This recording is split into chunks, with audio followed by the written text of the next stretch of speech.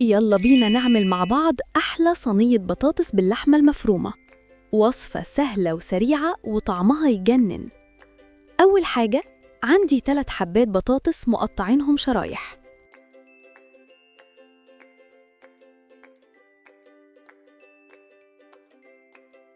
وبصلة كبيرة مفرومة. في حلة على النار نحط معلقتين كبار زيت، وننزل بالبطاطس نشوحها شوية. دلوقتي نضيف التوابل: معلقة صغيرة بابريكا،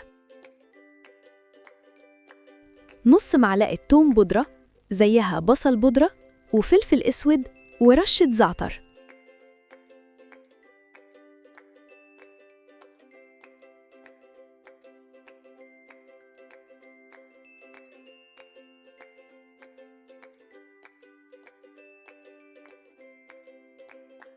نقلب كل المكونات مع بعض كويس، ونغطي الحلة عشان البطاطس تبدأ تستوي. في حلة تانية نحضر اللحمة، ننزل بنص كيلو لحمة مفرومة مع البصل المفروم، ونضيف 3 فصوص توم، ونتبل بنص معلقة صغيرة ملح،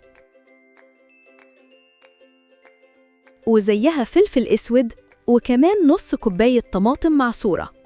نقلب اللحمة كويس ونسيبها تستوي وعصير الطماطم يتسبك.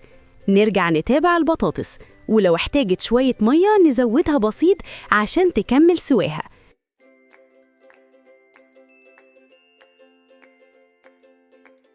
وأول ما توصل لحوالي 90% سوا نطفي عليها.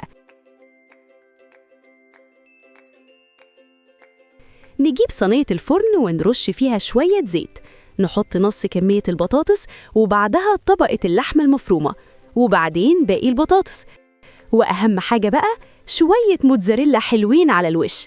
ندخل الصينية الفرن على درجة حرارة 180 لحد ما الوش يحمر ويبقى لونه جميل، وبكده تبقى صينية البطاطس باللحمة المفرومة جاهزة، سهلة وسريعة وطعمها تحفة. وبالهنا والشفا.